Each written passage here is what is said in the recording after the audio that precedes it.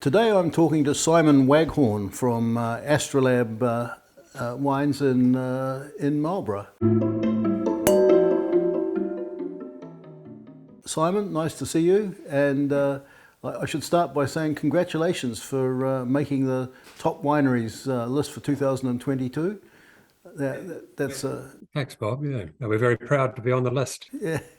Well, you over the years have won many accolades for your wines. Does it get a bit passé, or do they still give you a little thrill?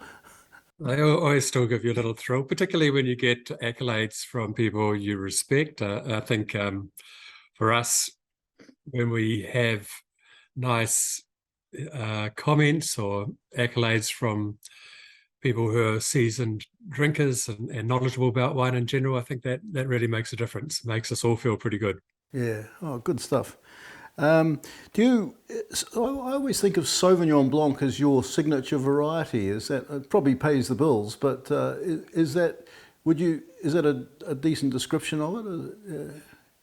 I think that's fair to say. It's certainly the thing we do the most of. As you will know, I sort of cut my teeth on Chardonnay way back in Gisborne, but most of my career now has been focused largely around Marlborough Sauvignon Blanc. Because we live where we do in Marlborough, we can do lots of lovely wines, and we take pride in all those other varieties we do here. But Sauvignon Blanc, I think, is probably what we're most associated with. Yeah, and a point of difference too. You've what's the word? You've almost pioneered the Kekarenu area between Blenheim and Kaikoura on the coast. Which I'm still fascinated by. I love that style. I really do. Yeah, so well done on that.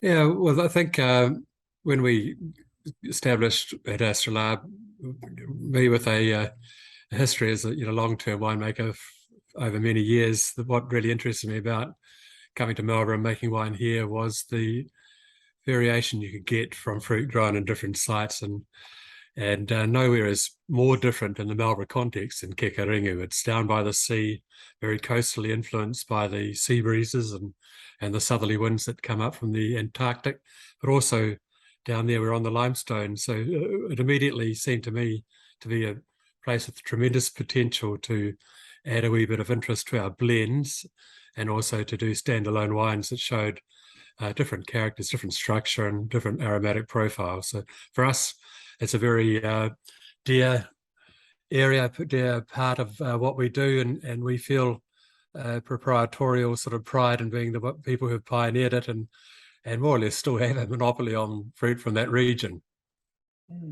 Now you've recently bought out investors or shareholders in Astrolabe, and so now it's 100% family owned. Has it changed anything? It might have changed attitude, or has it changed? It's made it well. We loved our former partners. They were personal friends, so it was always a mutually agreed buyout. But having the next generation involved in the business so actively, having one daughter as general manager and one as marketing manager and trainee winemaker, it's given us more of a true sense of being a family all in it together. We've got my daughters have always had a cellar palate, having grown up with the wines I've made for the last 30 odd years. So they know all about my style. So we don't have to argue much about how the wines look or how they're made, but we do have a very good shared feeling about what we want Astrolabe to be in terms of things like the brand imaging and the marketing, the wines as well, and just the whole vibes around the business. It's a very cohesive little unit. So I think that's made a big difference. And of course, the knowledge that there's a second generation and there's a continuation of the family in the business when I've gone from it, that makes a big difference too. So it's now a legacy business for us rather than us not knowing what was going to happen when I sort of retired out of it. I'm often asked, what's the next step after? Well, what's the next? When Sauvignon fades away, what's going to take its place? I don't see any chance of it fading away for decades ahead yet, even declining. Actually, it's on a roll at the moment. But everything seems such a long way behind Sauvignon. It's very hard to pick a second place runner. But have you any thoughts on that? Well, I'm particularly fond of Marlborough Pinot Noir. I think it's one of the great secrets of Marlborough. The styles we can make here um, tend to be beautifully aromatic, maybe red fruit driven often, pretty wines with a nice fullness and plushness without any sort of evidence of overripe or dried out fruit. And I think we've got a great chance of making some of the the best quality value for money Pinot Noirs in the New World from Marlborough. We just need to tell that story a bit more. Chardonnay, of course, is brilliant in Marlborough.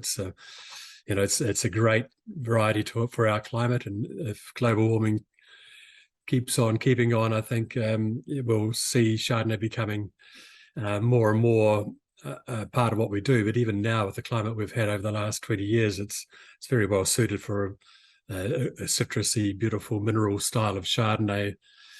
Everything in Marlborough goes well. There's the fact that Sauvignon has done so well is really just masking the fact that the climate suits all the aromatic white varieties, all the cool climate varieties known around the world. So Riesling and Albarino, Chenin Blanc, they all flourish here. So if Sauvignon does fade, we've got plenty of other strings to our bow that we can use, I think. Simon, well, I think we're going to have to wrap it up now, but I'd just like to close by saying congratulations once again for getting in the top wineries list, and I look forward to perhaps catching up with you in October in Auckland when we have the exhibition. Yeah, no, we're looking forward to it. Jane, my wife and I will be there, and highly excited by the event and look forward to catching up.